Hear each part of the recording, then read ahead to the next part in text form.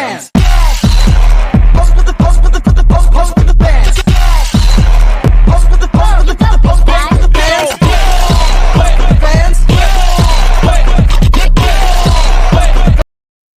Saya akan menjelaskan secara singkat mengenai ukuran pemusatan.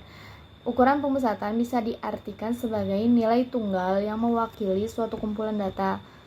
Nilai tersebut akan menunjukkan pusat nilai data. Kita juga sudah tahu bahwa penggunaan masing-masing nilai dipengaruhi oleh skala pengukuran. Nah, dalam nilai pemusatan, modus dapat digunakan baik di dalam skala pengukuran nominal, ordinal, interval, maupun rasio. Nah, nilai pemusatan median tidak bisa digunakan untuk variabel yang berskala nominal dan nilai pemusatan mean atau rata-rata tidak dapat digunakan untuk variabel dengan skala nominal dan ordinal. Lalu ada modus. Modus merupakan nilai pengamatan yang paling sering muncul. Dalam sebuah distribusi data, bisa saja distribusi tersebut memiliki satu nilai modus, beberapa nilai modus, atau justru tidak memiliki nilai modus.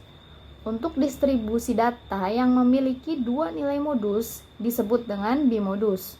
Untuk distribusi data yang memiliki tiga nilai modus kita sebut trimodus. Sedangkan suatu distribusi data yang memiliki lebih dari tiga nilai modus kita sebut multimodus.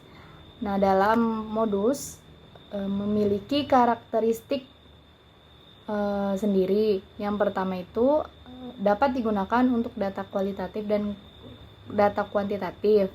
Yang kedua, dapat memiliki lebih dari satu nilai atau tidak sama sekali.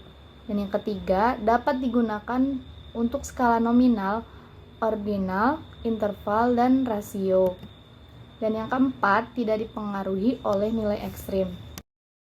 Modus dapat digunakan untuk data kualitatif dan data kuantitatif. Untuk modus dalam data kualitatif dapat dilihat dengan cara melihat jumlah pengamatan terbanyak.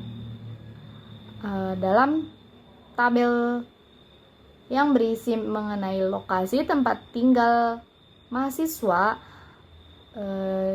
nilai modus dapat dilihat seberapa banyak mahasiswa yang tinggal di daerah tersebut. Yang kedua ada modus untuk data kuantitatif. Modus untuk data kuantitatif dapat dibagi lagi menjadi dua. Yang pertama, data kuantitatif yang tidak dikelompokkan dan data kuantitatif yang dikelompokkan. Untuk data kuantitatif yang tidak dikelompokkan, kita dapat langsung melihat nilai yang paling sering muncul. Untuk data kuantitatif yang dikelompokkan, menghitung modus dilakukan dengan menggunakan rumus. Rumusnya yaitu modus MO sama dengan B1 ditambah D1 per D1 tambah D2 dikali I. Untuk B1 itu batas bawah kelas nyata untuk kelas yang mengandung modus. Nah, D1 itu selisih frekuensi antara kelas yang mengandung modus dengan frekuensi kelas sebelumnya. D2 selisih frekuensi antara kelas yang mengandung modus dengan frekuensi kelas sesudahnya. I-nya itu untuk interval kelas. Pada contoh soal data kuantitatif tabel 3.2 mengenai skor tes anak menunjukkan bahwa kelas yang mengandung modus adalah kelas dengan batas nyata X lebih dari sama dengan 68,5, X kurang dari sama dengan 77,5 sebanyak 19 nilai pengamatan. Dengan demikian, kita dapat masukkan data tersebut ke dalam rumus yang tadi dan menghasilkan 74,8. Satu hal yang harus kita perhatikan adalah nilai modus harus masuk ke dalam rentang kelas yang menunjukkan pengamatan terbanyak. Sehingga 74,8 memang masuk ke dalam rentang nilai kelas tersebut. Untuk distribusi data yang mengandung lebih dari satu nilai modus, maka rumus yang ada harus dihitung sesuai dengan banyaknya nilai modus yang ada. Baik, di sini saya akan menjelaskan tentang median. Apa sih itu median? Median adalah titik tengah dari sebuah nilai setelah diurutkan dari nilai terkecil hingga nilai terbesar atau sebaliknya. Dengan demikian, akan terdapat sejumlah nilai pengamatan yang sama, baik di bawah nilai tengah maupun di atas nilai tengah. Dengan kata lain, median membagi seluruh nilai pengamatan dengan komposisi 50% data di bawah nilai tengah dan 50% data di atas nilai tengah. Karakteristik nilai median adalah dibagi menjadi 4. 1. Bisa digunakan untuk data kualitatif dan data kuantitatif. 2. Satu distribusi data hanya memiliki satu nilai. 3. Bisa digunakan untuk skala original, internal, dan rasio. 4. Tidak dipengaruhi oleh nilai ekstrim. Median untuk data kualitatif. Perhitungan median untuk data kualitatif dilakukan dengan cara melihat nilai kumulatif dari frekuensi atau persentase. Contoh median untuk data kualitatif sebagai berikut. Kayak gini. Median untuk data kuantitatif dibedakan menjadi 2, yaitu 1. Median untuk data kualitatif yang tidak dikelompokkan. 2. Median untuk data kualitatif yang dikelompokkan. Sekarang saya akan menjelaskan median untuk data kualitatif yang tidak dikelompokkan. Untuk menghitung median pada data yang tidak dikelompokkan, maka kita harus mengikuti tahapan sebagai berikut. 1. Mengurutkan nilai pengamatan nilai dari yang terkecil sampai yang terbesar atau sebaliknya. 2. Menentukan posisi median dengan rumus N sama dengan banyaknya data yang diobservasi. 3. Mencari nilai median, satu hal yang harus N sama dengan 1 garis bawah 2 tutup kurung. Ialah nilai median adalah data yang berada dalam posisi median. Contoh soal median untuk data yang tidak dikelompokkan. Kita coba lihat dengan contoh data yang sudah kita miliki pada saat membahas modus. Seperti pada gambar ini. Terus menjelaskan tentang median untuk data yang dikelompokkan. Untuk menghitung nilai median bagi data kualitatif yang dikelompokkan digunakan rumus sebagai berikut. Seperti ini. Keterangannya, B1 sama dengan batas bawah kelas nyata untuk kelas yang mengandung modus. N sama dengan banyaknya data. CFB frekuensi kumulatif kelas yang berada di bawah kelas yang mengandung median. FMD sama dengan frekuensi kelas yang mengandung median. I sama dengan interval kelas. Contoh soal median untuk data yang dikelompokkan. Contoh soalnya seperti gambar di sini. Saya di sini akan membahas mengenai kata-kata atau mean. Kata-kata tersendiri memiliki definisi sebagai nilai kata-kata dari seluruh data yang ada. dalam sebuah distribusi data tentunya. Nilai rata-rata dianggap sebagai perwakilan seluruh data yang ada. Dengan demikian, untuk menghitung nilai rata-rata didapat dengan cara menjumlah seluruh data yang ada, lalu dibagi dengan jumlah data yang ada juga.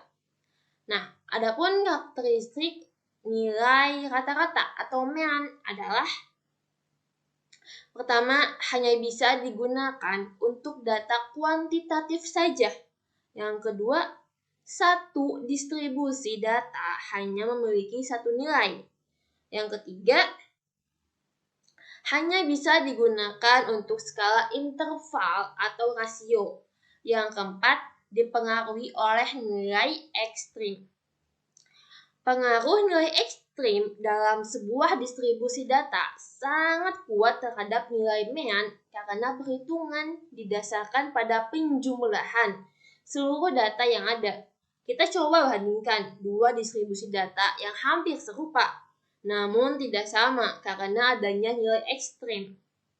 Distribusi 1 terdiri dari kumpulan data 10, 20, 30, 40, 50. Maka nilai rata-ratanya adalah 10 ditambah 20 ditambah 30 ditambah 40 ditambah 50 dibagi 5 sama dengan 30. Nah, terus bandingkan dengan distribusi 2 yang terdiri dari kumpulan data 10, 20, 30, 40, 150.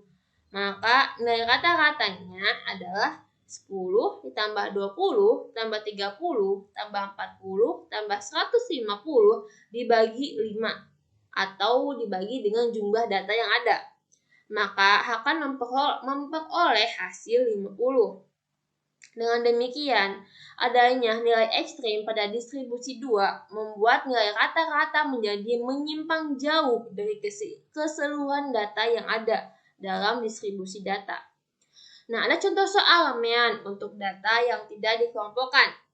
Untuk data yang tidak dikelompokkan, kita akan langsung membedakan antara data yang ada di populasi dan data yang ada di tingkat sampel dengan menggunakan rumus sebagai berikut. Data di tingkat populasi menggunakan rumus mu sama dengan sigma X dibagi dengan N atau jumlah seluruh data di populasi. Nah, ada juga rumus untuk data di tingkat sampel, yaitu X bar sama dengan sigma X dibagi N, yaitu jumlah seluruh data di sampel.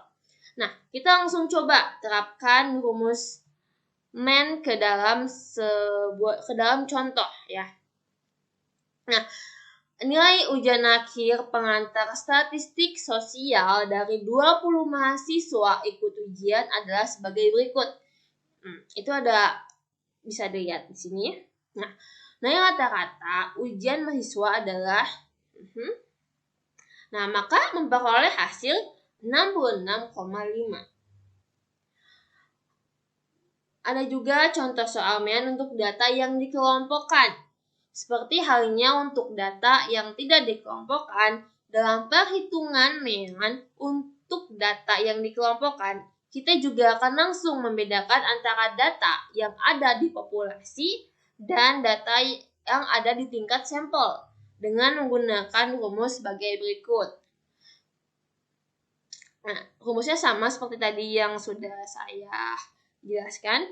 Oke, kita langsung coba terapkan rumus mean ke dalam contoh berikut.